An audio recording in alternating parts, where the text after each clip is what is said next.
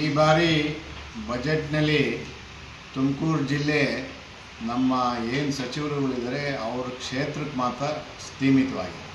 ಎತ್ತಿನೊಳೆ ಕೊರಟಗೆರೆ ಮರಿಗಿರಿಗೆ ಬಿಟ್ಟರೆ ಯಾವುದೇ ತಾಲೂಕಿಗೆ ಕೊಟ್ಟಿಲ್ಲ.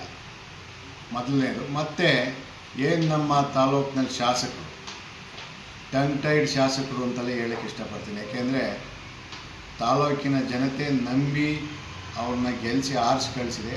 ಜನತೆ ನಂಬಿಕೆ ದ್ರೋಹ ಬಂದಿದ್ದಾರೆ ಅಂತಲೇ ನಾನು ಹೇಳಕ್ಕೆ ಇಷ್ಟಪಡ್ತೀನಿ. ಎತ್ತಿನೊಳೆ ನಮ್ಮ ತಾಲೂಕಿನಲ್ಲೇ ಆಗೋಗ್ತಾ ಇದೆ. ಏನು ಚೇಳೂರು ಹೋಬಳಿ ಇರ್ಬೋದು, ಅಗಲವಾಡಿ ಹೋಬಳಿ ಇರ್ಬೋದು, ಮತ್ತು ಪಾರ್ಟ್ ಆಫ್ ನಿಟ್ಟೂರು ಹೋಬಳಿ ಇರ್ಬೋದು, ಈ ಭಾಗದಲ್ಲಿ ನಮ್ಮ ರೈತರು ಜಮೀನುಗಳು ಕಳ್ಕೊಂಡಿದ್ದಾರೆ. ಅದಕ್ಕೆ ತಕ್ಕನಾಗಿ ಸುಮಾರು 32ರಿಂದ 38 ಕೆರೆ ಆ ಭಾಗದಲ್ಲಿ ಕುಡಿಯೋ ನೀರಿನ ವ್ಯವಸ್ಥೆ ಕಲ್ಪಿಸಬೇಕಾಗಿತ್ತು. ಅದನ್ನು ಕಲ್ಪಿಸೋದ್ರಲ್ಲಿ ವಿಫಲವಾಗಿದ್ದಾರೆ ಶಾಸಕರು.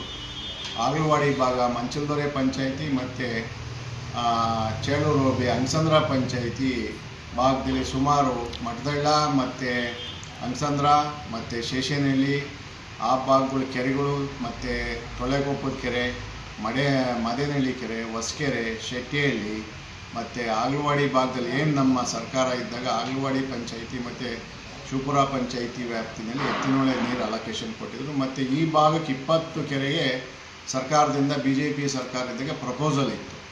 ಅದನ್ನು ಶಾಸಕರು ನಿರ್ಲಕ್ಷಿ ಮರ್ತು ಕೂತಿದ್ದಾರೆ ಅನ್ನಂಗೆ ಕಾಣ್ತೈತೆ. ಆ ಭಾಗದ ಜನತೆ ಗೋಳು ಕೇಳೋರಿಲ್ಲ. ಮತ್ತು ರೈತರುಗಳಿಗೆ ಏನು ತಾಲೂಕಿನಲ್ಲಿ ರೈತರುಗಳಿಗೆ ಹಿಂದುಳಿದ ವರ್ಗದ ಪ್ರದೇಶದ ಏನು ಕಾಡುಗೊಲ್ಲ ಜನಾಂಗ ಇದೆ ಮತ್ತು ಎಲ್ಲ ರಸ್ತೆಗಳು ಗುಬ್ಬಿ ತಾಲೂಕಿನಲ್ಲಿ ಯಾವುದೇ ಥರದ ಅಭಿವೃದ್ಧಿ ಬಜೆಟ್ನಲ್ಲಿ ಸೇರಿಲ್ಲ. ಬಿಕ್ಕೆಗುಡ್ಡ ಪ್ರಾಜೆಕ್ಟ್ ಒಂದು ಏನು BJP ಸರ್ಕಾರ ಇದ್ದಾಗ ಅದನ್ನು ವರ್ಕ್ ನಡೀತಾ ಇತ್ತು. ಅದು ಇನ್ನೂ ಕಂಪ್ಲೀಟ್ ಆಗಿಲ್ಲ. ಸುಮಾರು ವರ್ಕ್ ಅಪ್ರೂವಲ್ ಆಗಿ 10 ವರ್ಷ ಆದರೂ ಇನ್ನೂ ಕಂಪ್ಲೀಟ್ ಆಗಿಲ್ಲ. ಅದನ್ನೊಂದು ಬಿಟ್ಟರೆ ಏನು ಶ್ರೀರಂಗ ಏತ ನೀರಾವರಿಗೆ ಇದನ್ನು ವಿರೋಧನೇ ಮಾಡಿಲ್ಲ, ಶಾಸಕರು ವಿರೋಧ ಮಾಡಿಲ್ಲ. ಅದಕ್ಕೆ ಖಂಡಿಸ್ತೀವಿ. ತಾಲೂಕು ಜನತೆಗೆ ನಂಬಿಕೆಗೆ ಮಸಿ ಬಳಿದಿದ್ದಾರೆ ಅಂತ ಹೇಳಕ್ಕೆ ಇಷ್ಟಪಡ್ತೀನಿ.